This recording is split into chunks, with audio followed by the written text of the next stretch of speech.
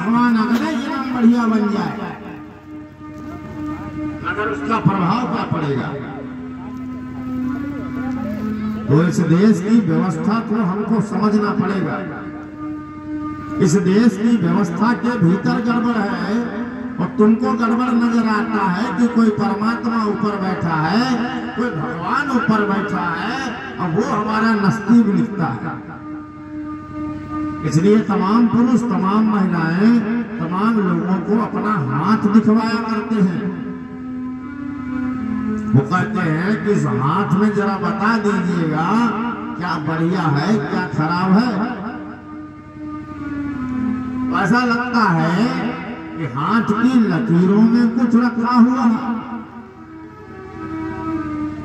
तो आजादी के 75 साल के बाद जिनके दिमाग की ऐसी दशा है, फिर 90 साल पहले, 100 साल पहले की बात करना तो सिवाय बेवकूफी के कुछ और नहीं है। जिनकी आज की तारीख में ये दशा है, तो 200 साल पुरानी कथा कहकर क्या फायदा मिलेगा।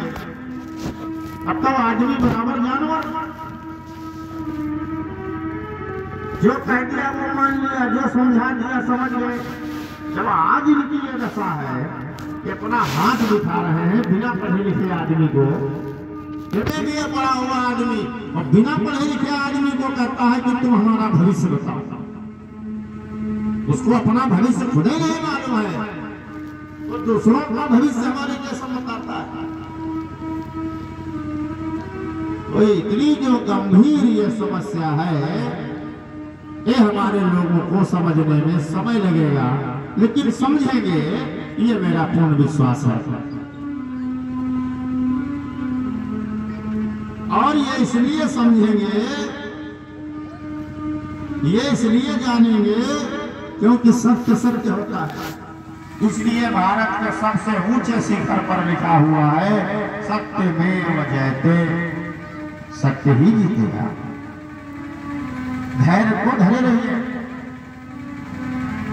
इसलिए माताओं बहनों जहां जाइए, अगर आपको अपने महापुरुषों का त्याग और बलिदान समझ में आ रहा है, तो अपने लोगों के बीच में बैठ करके प्रेम पूर्वक भाषा में लोगों को बताना चाहिए, गुस्सा कर और झल्लाकर नहीं बताना चाहिए।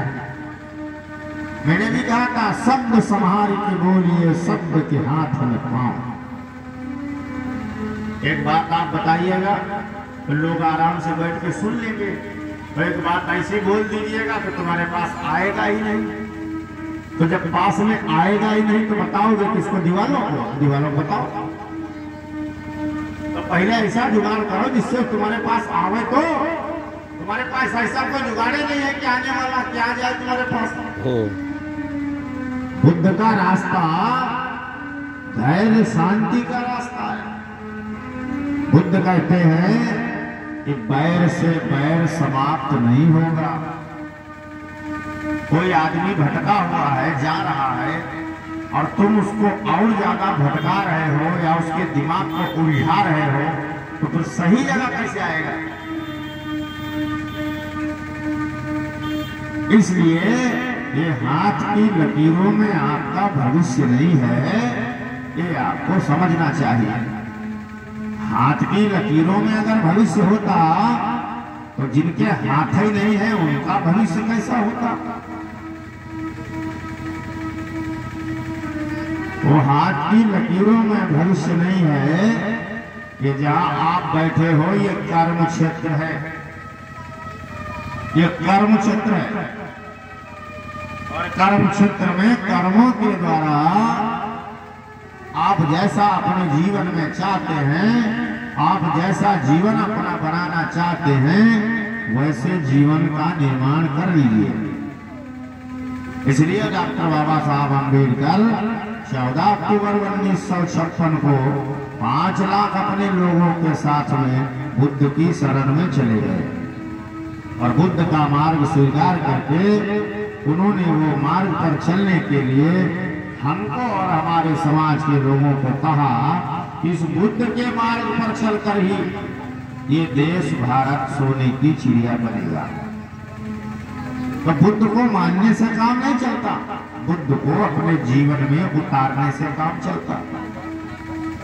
बुद्ध ने जो पंचशील दिया है, 5 शील दिया है, हम जो कहता हूँ बहुत बड़ा दर्शन है, ना माने कोई, ना समझ पाए कोई, लेकिन वो जो 5 शील उन्होंने दिया है, वो 5 शीलों को मानव अपने जीवन में अगर धारण कर ले तो तमाम रुपया, तमाम पैसा, तमाम समस्या से मानव बच जाएगा।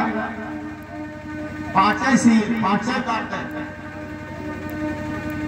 वो 5 बातें जो बुद्ध ने संदेश के रूप में मानव कल्याण के लिए दिया।